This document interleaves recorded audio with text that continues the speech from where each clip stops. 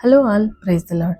మనలో చాలామంది దేవుని ప్రేమిస్తాము, ప్రార్థిస్తాము, చర్చికి వెళ్తాము. కానీ కొన్ని సందర్భాల్లో దేవుడు మన జీవితంలో చేయమని చెప్పిన పనిని చేయడానికి ఇష్టపడము.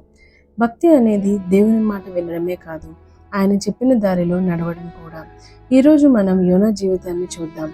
దేవుని ప్రవక్త అయిన యోనా దేవుని పిలుపు నుండి ఎందుకు పారిపోయాడు?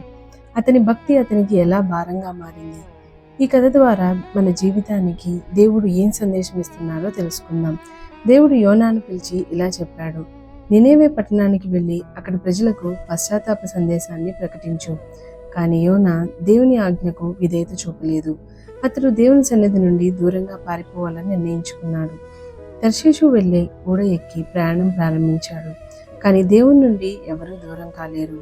దేవుడు సముద్రంలో ఒక తుఫాన్ను పంపించాడు. ఓడలో ఉన్న వారందరూ భయపడిపోయారు.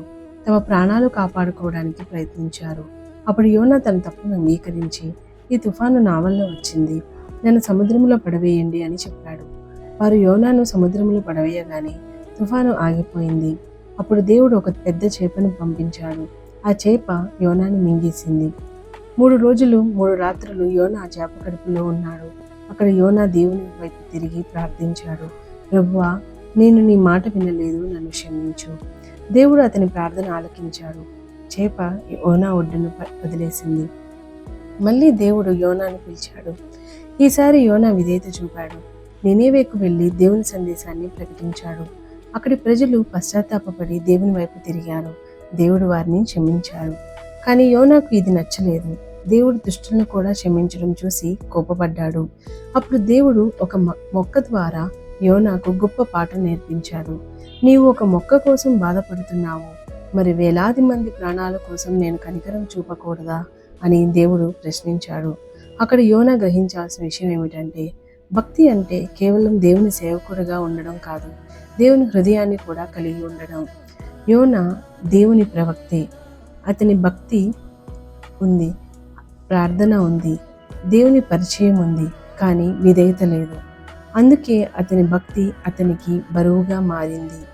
ఈరోజు మనం కూడా మనల్ని ప్రశ్నించుకోవాలి. దేవుడు చెప్పిన పనిని నేను చేస్తున్నానా? నేను క్షమించాల్సిన వారిని క్షమిస్తున్నానా? దేవుని చిత్తానికి లోబడుతున్నానా? లేక నా ఇష్టాల ప్రకారమే జీవిస్తున్నానా అని. డియర్ ఫ్రెండ్స్, దేవుని మార్గంలో నడవని భక్తి ఒక భారంగా మారుతుంది. కానీ దేవునికి పూర్తిగా విధేయత చూపే భక్తి ఆశీర్వాదకరంగా మారుతుంది. యోనాలాగా పారిపోవద్దు. దేవుడు పిలిచిన చోటికి వెళ్ళండి. దేవుని చెప్పినది చేయండి. అప్పుడు మీ భక్తి భారంగా కాకుండా మీ జీవితానికి విజయానికి మార్గంగా మారుతుంది. ఈ వీడియో మీకు ఆశీర్వాదకరంగా అనిపిస్తే లైక్ చేయండి, షేర్ చేయండి, మా ఛానల్ని సబ్స్క్రైబ్ చేయండి. దేవుడు మిమ్మల్ని సమృద్ధిగా ఆశీర్వదించును గాక. ఆమేన్.